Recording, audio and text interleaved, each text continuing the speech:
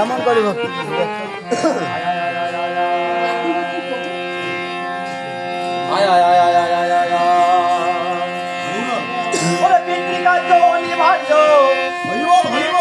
দিতে হবে ভরি ভুজ তুমি আবেদের বছর পুরো পিণ্ড ভোগে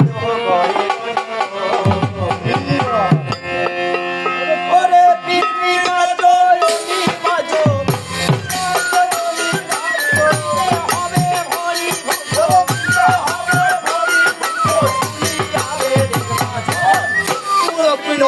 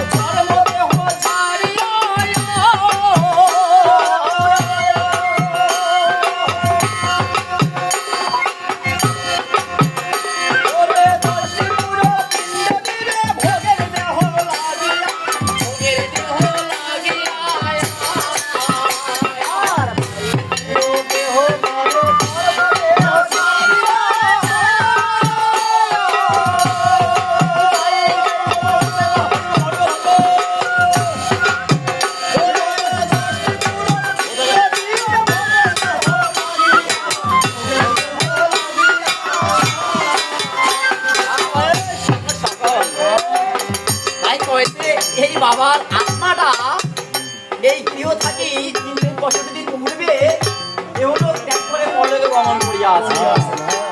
তাই এই দেহখানা 84খানা বৃন্দাবন এই দেহের মাঝে আছে। এই দেহটাকে 84 কোষ বৃন্দাবন বলা হয়।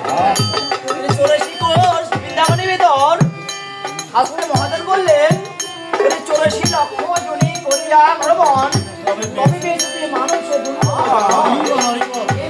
দুর্লভ জন্ম সর্বজন্মের সার খেলায় হারাইও না মানুষ তোমার এই জন্ম হয় কিনা হয় আর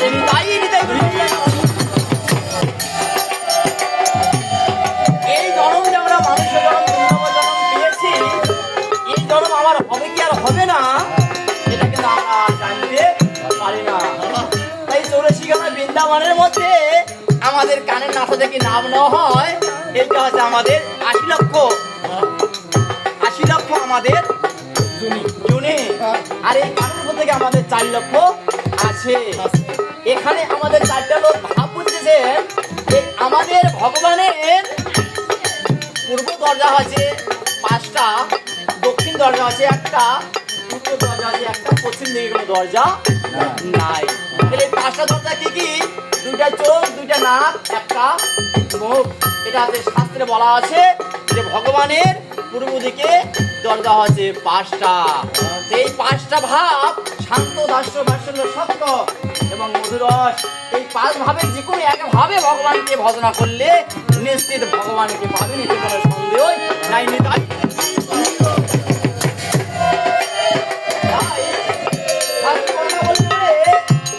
পিতৃকার্য অনিবার্য দিতে হবে ভরিভুজ শুনিয়া বেদের বচন পুরো পিণ্ড ভোগদেহ করে গঠন। আবার পুরো পিণ্ড যদি ভোগদেহ গঠন করে আমরা তো 13 দিন ধরিয়া বাবার পুরো পিণ্ড দিয়েছি, 10 দিন ধরিয়া দিছি। আজ 1 বছর 365 দিনে 1 বছর হয়, এটা আমার কি করব? হ্যাঁ সেদিন শেষ করছি। আবার কোনো কোনো মহাজন বলে ঘরে যেদিন থেকে আমরা অন্ত্যেষ্টি ক্রিয়া করছি শ্মশানে সেদিন থেকে আমাদের কর্ম শেষ। 10 দিনে 10টা পুরো দিতে হবে, 13 দিনের শ্রাদ্ধ করতে হবে। যাই যে দিতে করি আর কি, তাও 11 দিন করি, তাও 13 দিন করি, তাও আবার 15 দিন, তাও 16 দিন, তাও 31 দিনে। এইটা তো আমাদের বিধান। কিন্তু বলতেছে বায়ুবীয় দেহ করে কর্মদেহ ছাড়িয়া 10টি পুরো পিণ্ড দিবে ওই দেহ লাগিয়া। 10টা পুরো পিণ্ড আমরা যদি ভোগ দেহ গঠন হয়ে গেছে, এই দেহের ভিতর 49 বায়ু আছে। 49 বায়ুর মধ্যে 5টা বায়ু প্রধান। এই 5টা বায়ুর মধ্যে 2টা বায়ু প্রধান। এই 2টার মধ্যে একটা হচ্ছে অন্তত একবারে প্রধান। এই বায়ুটা হচ্ছে আমাদের প্রাণ বায়ু। তাই শাস্ত্রে বলা আছে প্রাণ অপান ব্যান সমান উদান। এই 5টা বায়ুকে যে ব্যক্তি কন্ট্রোল করতে পারে সেই ব্যক্তি খ্যাতি অবদেশ মরুদ্গমকে জন্ম দিতে পারে। তাইলে এই পুরো পিণ্ড দিয়ে কি হয়? প্রত্যেকদিন একটি পুরো পিণ্ড দিলে মায়ের গর্ভ থাকিয়া হাল মণিমগজ ক্রমান্বয়ে চক্ষুবর্ণ আশিকা জীবপাতক আমাদের মেঘমণি ক্রমান্বয়ে 10 দিনে 10 মাসে আমাদের ক্রমান্বয়ে এটা জন্ম হয়। তদ্রূপ ভগবান শ্রীকৃষ্ণ পুরাণে প্রমাণ করলেন, হে গরুপতি, যে ভক্ত প্রত্যেকদিন একটি করে পিণ্ড দিবে সেই ব্যক্তির পিতামাতার আত্মা শান্তি প্রাপ্ত হয় এবং ওই পিতার আত্মাটা ওই দেহের ভিতর গঠন বা প্রবেশ করে। এখন আমাদের জিজ্ঞাসা এখানে থাকতে পারে যে যদি ওইভাবে যদি প্রত্যেক দিনে পুরোপিণ্ড দিয়া ওই আত্মাটা দেহের ভিতর প্রবেশ করে তাহলে এই 1 বছর কোন কোন জায়গা ছিল? জিজ্ঞাসা করি গেছে তো 1 বছর কোথায় কোথায় ছিল। তাই আমাদের শাস্ত্রে প্রমাণ করতেছে, যেমন গুরুর মন্ত্রে আমরা যখন মন্ত্রটা বলি কি বলি, ওম অজ্ঞানং তিমিরান্ধস্য জ্ঞানম যেন শলাকায়া চক্ষুরুন্মিলিতং যেন তস্मै শ্রী গুরুবে নমো নমঃ। হে দেব, আমি অজ্ঞানময় জগতে ঘুরে ঘুরে করতেছি, তুমি আমাকে দিব্যচক্ষু প্রদান করো, জ্ঞানের দ্বারা আমাকে 16 কলায় পূর্ণ করো। তাহলে এই 16 কলা বলতে আমাদের শাস্ত্রে প্রমাণ করলেন 16টা আমাদের গুণ আছে। এই এর ভিতরে 16টা গুণ কোন কোন জায়গায় আছে? মূলাধার চক্র, স্বাধিষ্ঠান, মণিপুর, অনাহত, বিশুদ্ধ, দ্বিদল, এটা 6 চক্র। তাহলে 6টা চক্র কি আমাদের 16 গুণ হয়ে গেল? বসে না, এর মাঝে আরো 6টা জায়গা আরো 12টা আছে। তাহলে কয়টা হল? 18টা হল। তাহলে 16টা পুরো আছে, 18টা হয়ে গেল। এই 18টা মোকামের তথ্য এখানে বলা আছে। এই 84 করোড় বৃন্দাবন হরে কৃষ্ণ মা আমাদের প্রত্যেক ব্যক্তির হাত মাপিয়া আপনাদের 4 আঙ্গুল করে একটা করে বৃন্দাবন, এই 84 করোড় বৃন্দাবন আপনার দেহটা গোটায় আছে। 4 আঙ্গুল করে মাপবেন, আপনি মিলিয়ে যাবেন আপনার 84টা আঙ্গুল একবারে মিলিয়ে দেবেন। শাস্ত্রে তো প্রমাণ করা আছে। তাই বলতেছে বাবা, কি বলতেছে? আহার বায়ু প্রিয় দেহ দেহ ছাড় যাও।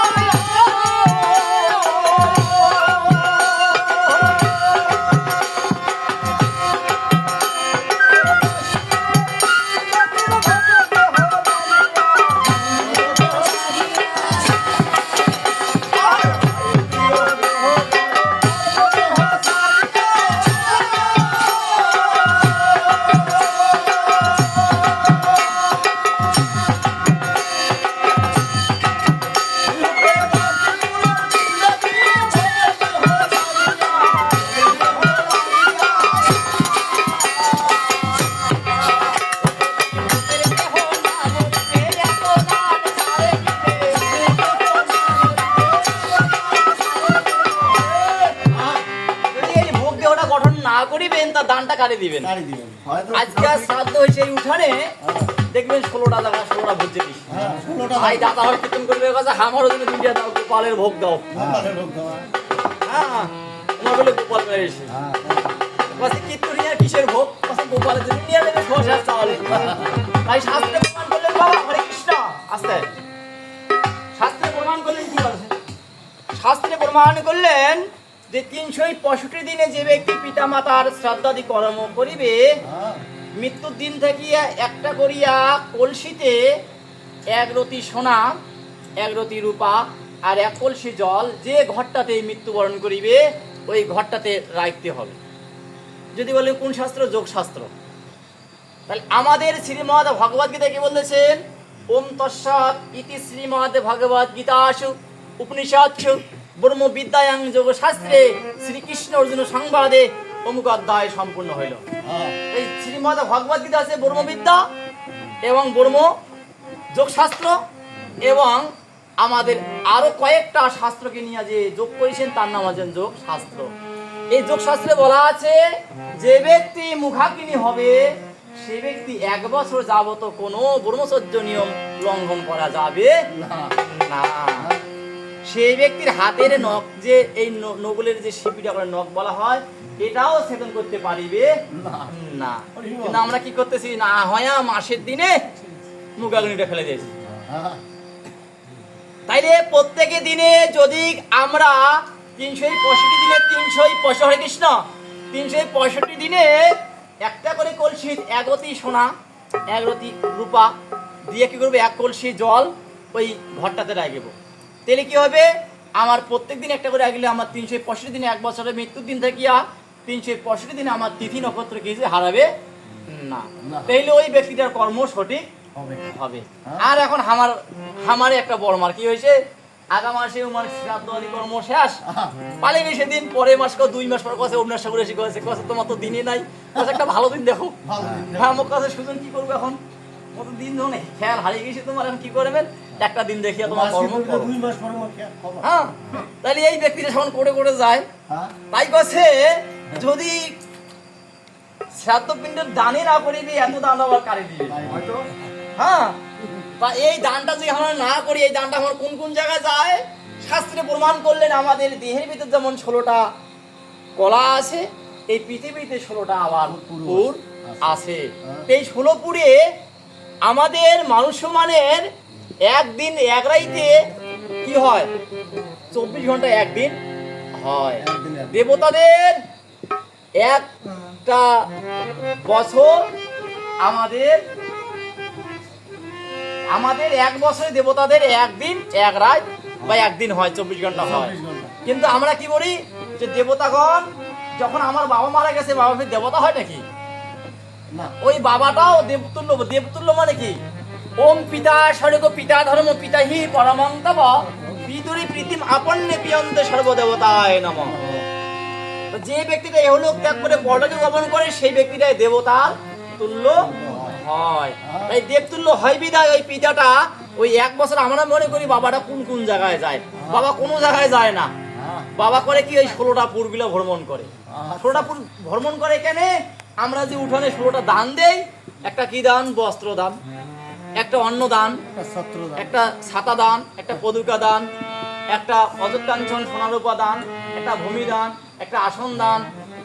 এই যে দান আমাদের 16টা দান কি হয়, শাস্ত্রে প্রমাণ করলেন, বেদে বললেন, যম এবং যমের বচনে স্বামী স্ত্রী যুক্তি হচ্ছে যে প্রভু আপনি যে মানুষের আত্মা গিলে নিয়ে এসে পিঞ্জরে রাখেন, পরে আর কোনো কর্ম নাই, এর কর্ম নাই। কথা হ্যাঁ কর্ম আছে।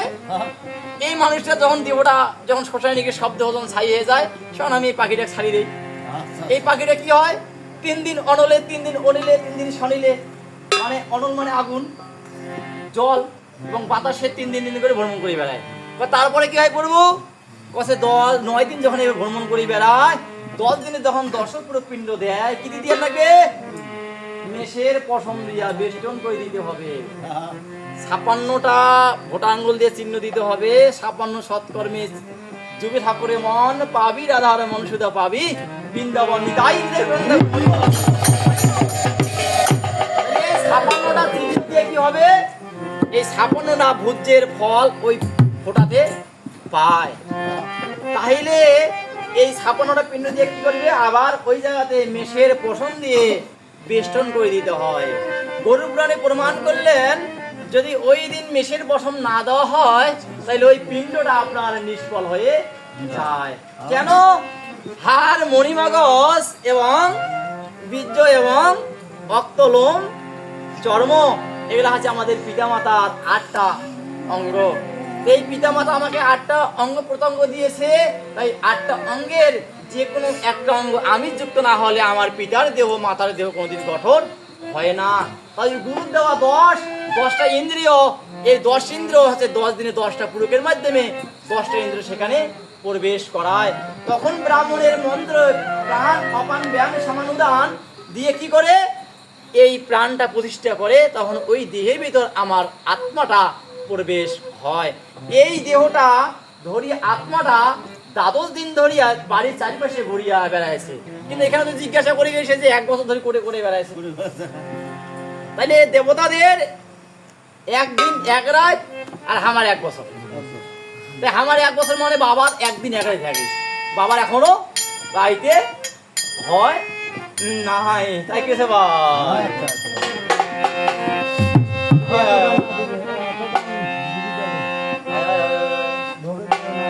ও যদি ভোগের দেহ না করিবে,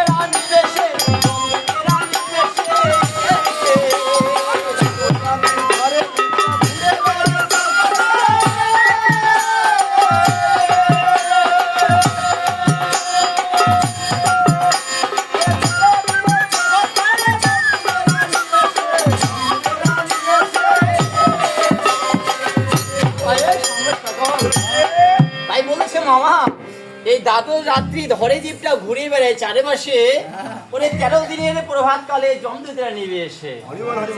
জমদূত কাই বাবা? অবশ্যই জানা দরকার।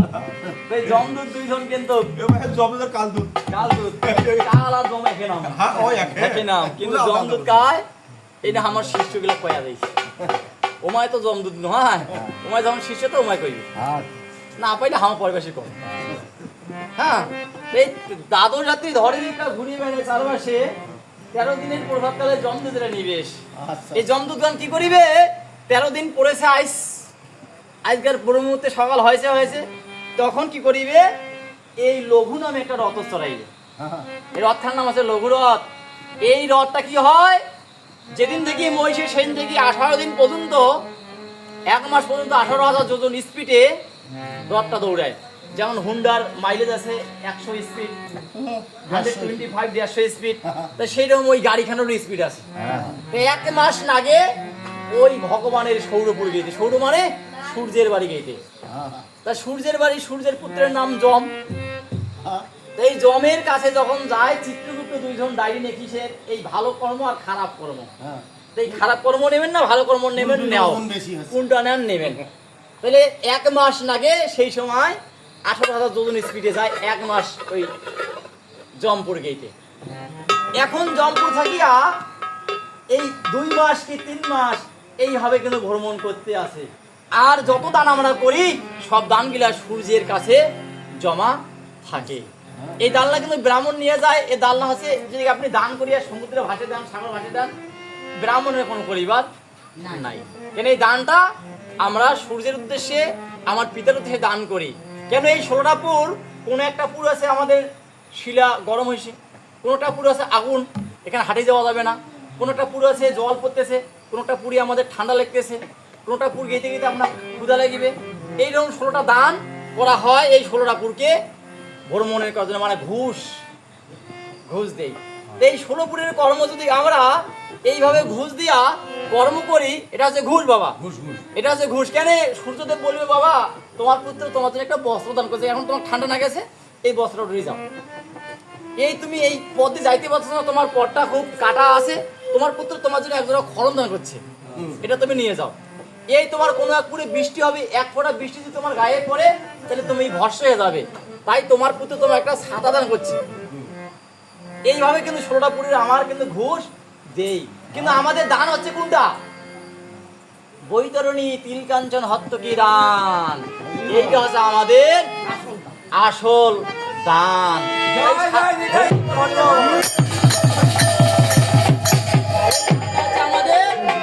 আসল কেন? আমাদের 27টা নরকের ভিতর 3 নম্বর নরক আছে পুত নামে নরক। একজন পুত্রই পারে তার পিতাকে উদ্ধার করতে। পুত্র এখানে ছেলে সন্তান হোক মেয়ে সন্তান হোক কোনো বিধান দেওয়া হয়নি, পুত্র পুত্রই, পুত্র পুত্রই। তাই শাস্ত্রে বলেছেন যে ব্যক্তি এই সংসারে একজন জীবিত পুত্রের মুখ দর্শন করিবে, সন্তানের মুখ দর্শন করিবে, ওই পুত্রের উদ্দেশ্যে নান্দমুখে শ্রাদ্ধ করিবে। ওই নান্দমুখে শ্রাদ্ধ পিতৃপুরুষগণ পায়, পাইলে কি করে? পিতৃপুরুষগণ আশীর্বাদ করে, হে পুত্র তুমি ধনে জনে তোমার ঐশ্বর্যে তোমার বংশ বৃদ্ধি হোক। কেন? তুমি একটা প্রদীপ জ্বালিয়ে আছো। কি প্রদীপ? পুত্রের পিতা হয়েছ। তাই হে মনুষ্যগণ তোমরা শতপুত্রের পিতা হও, শতপুত্রের জননী হও। কেন? ওই শতপুত্র শতপুত্রী আমার উপাসনা করিবে, আমাকে ফুল দিবে, আমাকে জল দিবে, আমাকে প্রসাদ নিবেদন করিবে, তাতে আমি সন্তুষ্টি বিধান।